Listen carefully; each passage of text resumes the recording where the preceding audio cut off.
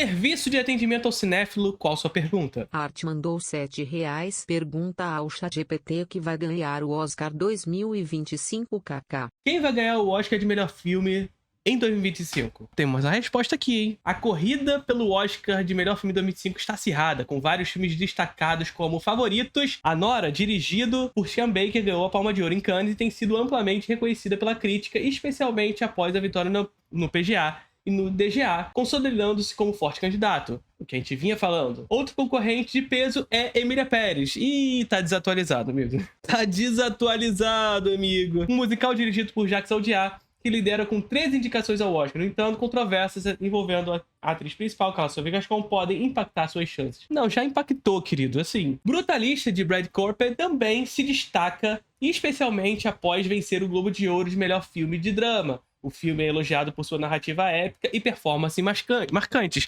Sim, é um dos fortes candidatos a vencer o Oscar de melhor filme, mas assim, vale dizer que o Globo de Ouro não tem os mesmos votantes do Oscar. Então, nesse sentido... Além disso, o filme brasileiro Ainda Estou Aqui, dirigido por Walter Salles, tem ganhado atenção internacional. Estrelado por Fernanda Torres, que venceu o Globo de Ouro de melhor atriz. O filme está entre os indicados de melhor filme, representando a conquista histórica para o cinema brasileiro. Tá, mas calma aí. Ele perguntou favorito também, vamos com calma. Eu já sei que você conhece Introdução ao Cinema.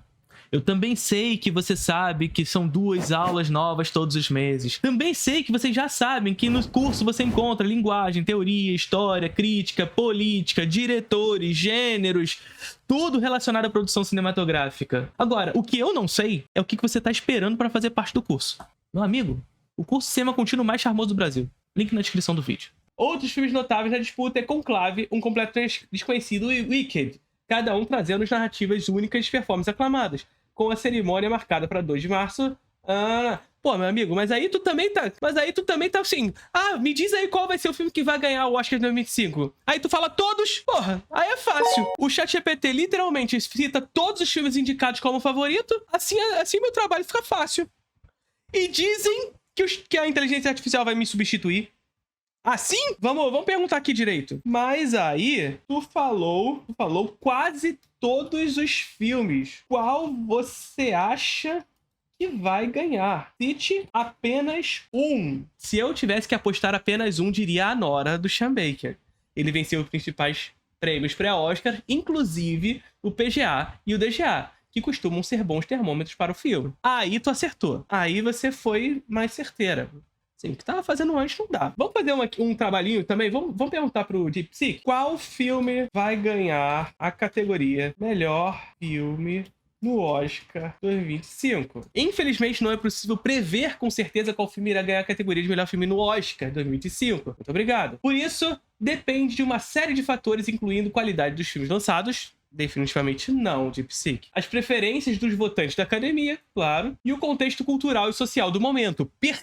Olha só, aqui ela cravou. Aqui nós cravamos, tá ligado? O contexto cultural e social do momento. No final das contas, é sobre isso, gente. No final das contas, é sobre isso. É sobre entender, sendo o Oscar uma ferramenta da indústria e cultura dos Estados Unidos, o que essa ferramenta, o que essa indústria deseja dizer para o país e, portanto, para a própria indústria, como para o mundo. O vencedor dessa categoria tem interesse político, porque o Oscar é política. O Oscar não é sobre o melhor filme que vai vencer naquele ano. Pode ser até que o melhor filme ganhe. Inclusive, o que eu acredito ser favorito é, pra mim, o melhor.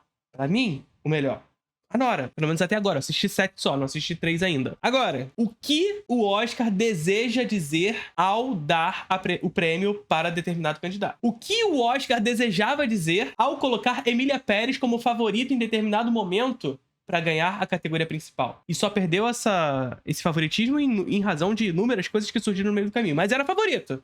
O que o Oscar queria dizer com isso? Então, há sempre uma razão política. Porque o Oscar é política. O que a gente vê ali no palco, o que a gente vê ali nos discursos, o que a gente vê na imprensa, nos Jimmy Fallon, Jimmy Kimmel da vida, tudo que a gente vê nesses lugares é palco, como um teatro. A política acontece nos bastidores. É lá que os interesses específicos estão sendo trabalhados. Trabalhados para, inclusive, criar esses palcos. No entanto, podemos especular com base em tendências recentes e filmes altamente antecipados que podem ser lançado até o final de 2024. Filmes que combinam com excelência técnica, narrativa, blá, blá, blá. O que ele quer?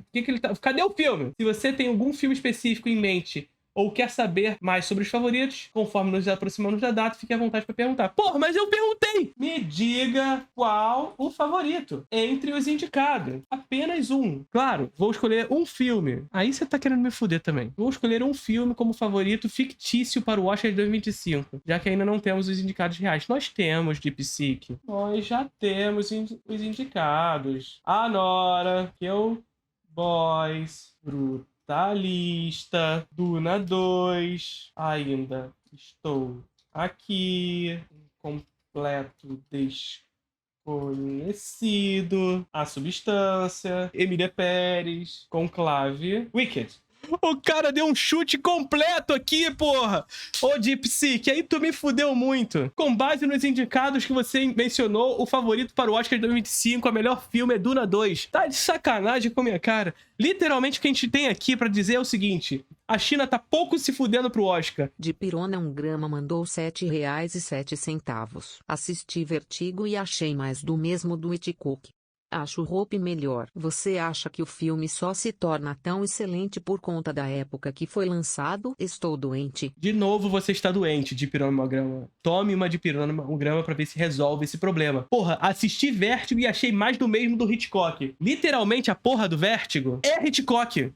É claro que vai ser mais do mesmo Hitchcock. Porque é basicamente Hitchcock, cacete. Tá ali tudo que Hitchcock representa. Como é que você pode chamar Vértigo de mais do mesmo do Hitchcock se é basicamente o filme síntese do Hitchcock? Vértigo é o filme síntese do Hitchcock. É claro que é mais do mesmo do Hitchcock. É Hitchcock elevado ao quadrado.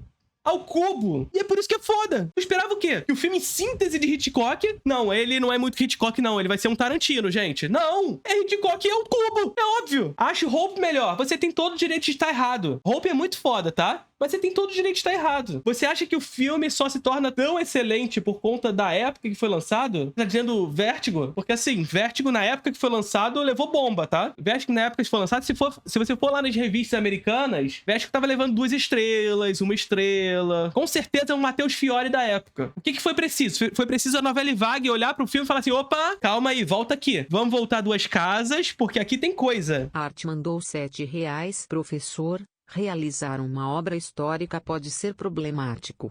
Porém, e se fosse a representação de algo que não tem 100% de certeza que existiu, tipo Sócrates, o filme? Então, não tem problema algum com relação a isso. Essa representação de algo que pode ser que não tenha existido pode ser trabalhado tanto no âmbito da fantasia quanto no âmbito da especulação. Perfeitamente normal. Agora, com relação a trabalhar obras históricas de maneira problemática, é claro que isso pode ser um problema sobre os mais diversos assuntos. Vocês me veem falando sobre isso muitas vezes, e especificamente quando eu trato do Holocausto. O Holocausto judeu que aconteceu na Alemanha, nazista, etc., é um caso muito específico para se trabalhar cinema, tá, gente? Quando eu falo sobre isso, eu estou falando sobre cinema. Porque é claro que é sempre preciso de uma ética particular, de uma ética prévia para se retratar, por exemplo, a escravidão. É óbvio. Só que a grande questão que a gente precisa ter em mente é que a escravidão, nos moldes que a gente conhecia do passado brasileiro, é claro que a escravidão continua existindo, a escravidão moderna, mas nos moldes que a gente conhece da história, ela é anterior ao surgimento do cinema. Entende o que eu quero dizer? Então, quando eu falo do Holocausto judeu, eu estou falando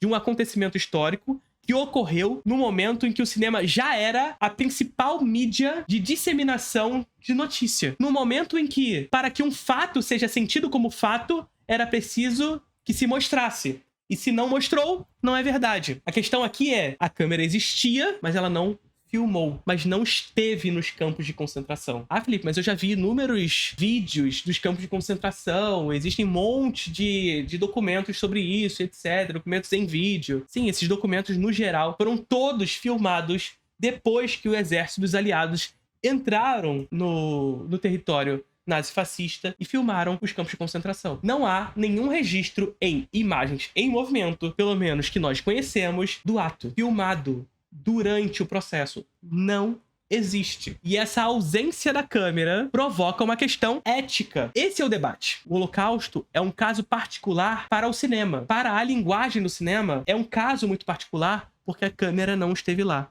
Porque a câmera não mostrou. E se ela não mostrou, o que fazer agora? Esse é o debate.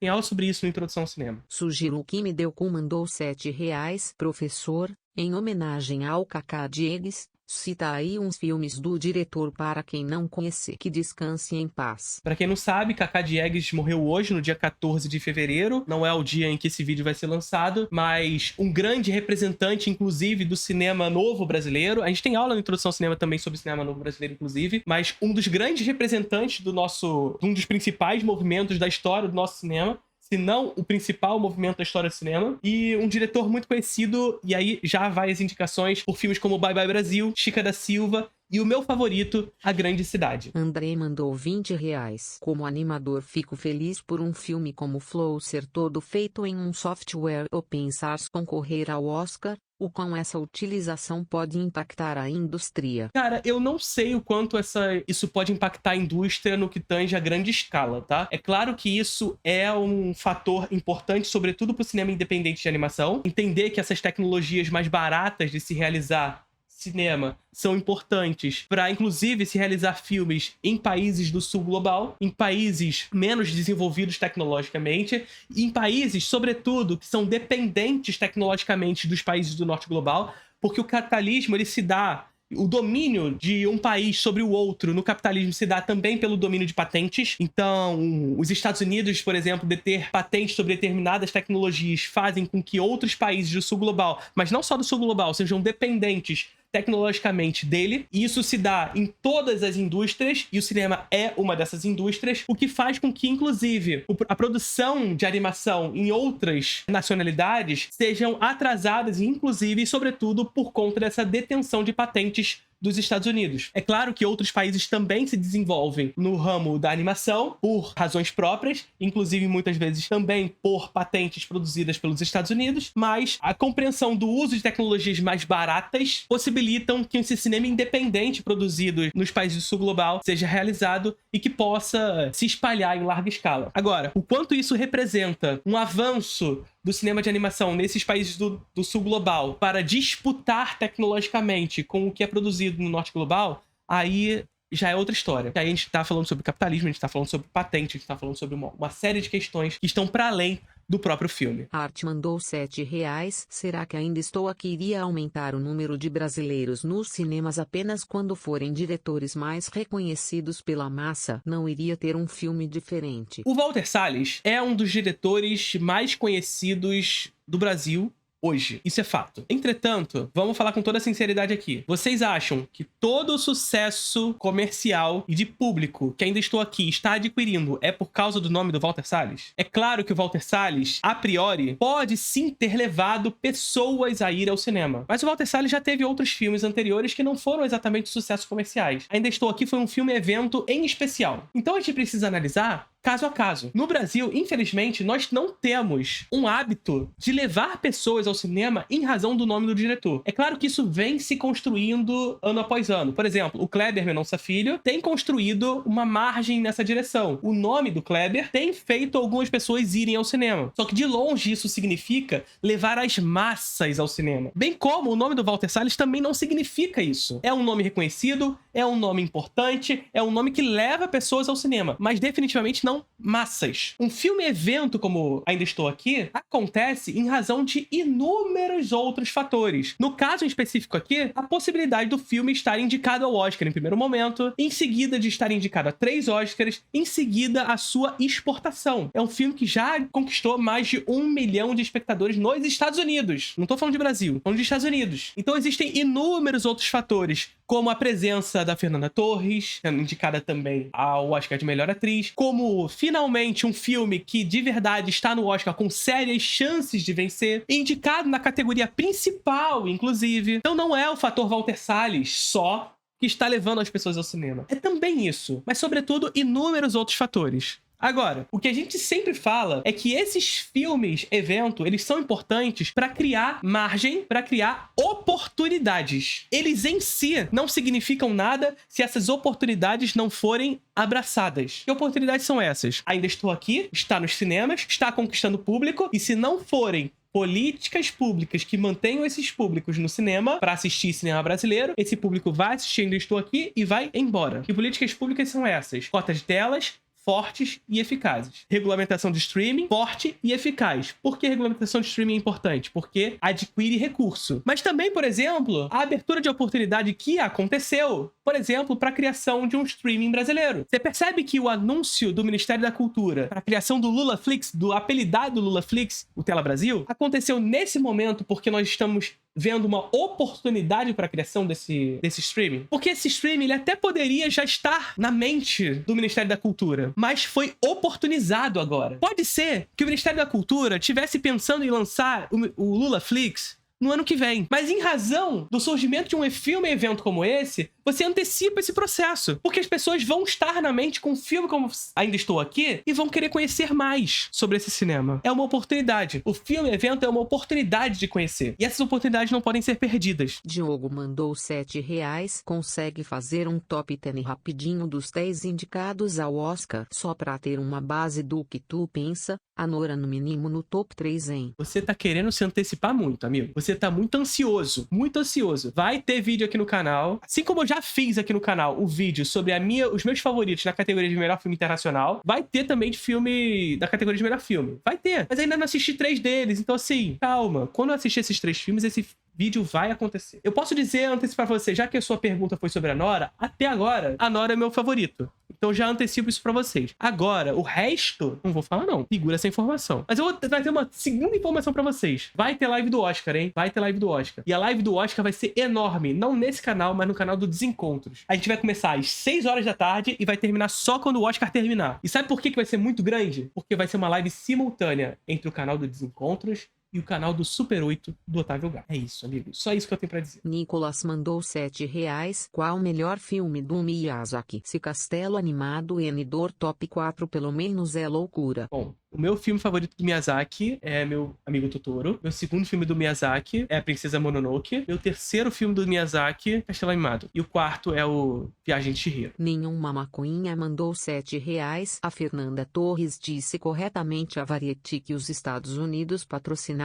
a ditadura brasileira. O quanto essa declaração pode ajudar a campanha? Não é mistério pra ninguém que isso aconteceu. É documentado, no final das contas, que os Estados Unidos financiaram a ditadura militar brasileira. Não só a ditadura militar brasileira, como boa parte das ditaduras do sul global, do antigo terceiro mundo, os Estados Unidos financiou. Por quê? Porque essas ditaduras estavam intimamente relacionadas ao processo ideológico da Guerra Fria. Eram disputas territoriais ideológicas que os Estados Unidos tinham em mãos. E, portanto, o financiamento desses lugares era uma disputa ideológica política. É documentado e os americanos sabem. Nesse sentido, acredito eu, portanto, que isso não será um problema para o filme. Acredito, inclusive, que isso é um fator interessante para o filme vencer o Oscar, para o filme crescer no Oscar. E aí, assim, eu preciso pontuar o que eu falei agora. É um fator interessante para o filme vencer o Oscar, mas pelo amor de Deus, eu não tô falando que os Estados Unidos ter financiado a ditadura no Brasil e, portanto, a ditadura militar brasileira é um fator interessante, pelo amor de Deus. Mas que essa história se torna um fator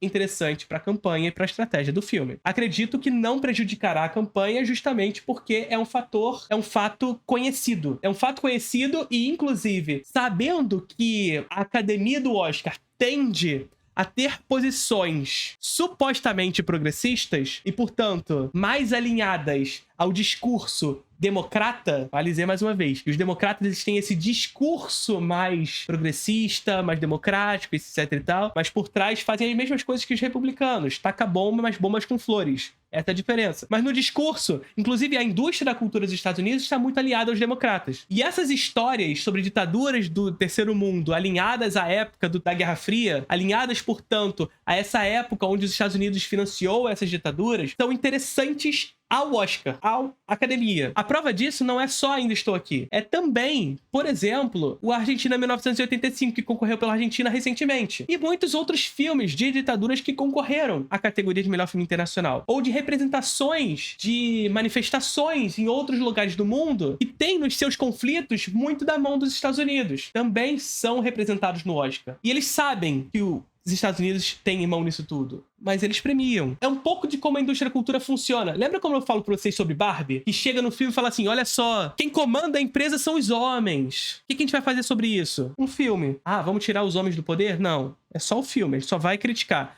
É esse cinismo do cinema contemporâneo. Vamos criticar que existem homens lá, mas a gente não vai fazer nada sobre isso. Só vamos criticar no filme. Ponto, acabou. A indústria da cultura dos Estados Unidos, através do Oscar, faz esse mesmo cinismo. Ah, gente, a gente taca bomba no Oriente Médio, mas vamos premiar um filme sobre isso? Vamos indicar um filme palestino? Então não vai ser um problema pra candidatura de Ainda Estou Aqui, e eu tenho certeza disso. Inclusive, eu acredito que isso fortalece o discurso do filme, que retira o filme do filme somente dessa ideia da filha que retorna 25 anos depois, que é uma boa questão, até porque não é só sobre a filha que retorna, não é só sobre uma história brasileira, é também sobre corrigir o erro que aconteceu há 25 anos atrás do Harvey Weinstein. Eu não sei se vocês sabem, mas a Fernanda Montenegro perdeu o Oscar lá de melhor atriz por conta de Central do Brasil, porque o Harvey Weinstein fez toda uma campanha para Shakespeare Apaixonado, uma campanha proibida, uma campanha que não poderia ser feita, com jantares e etc, para fazer a Gwyneth Paltrow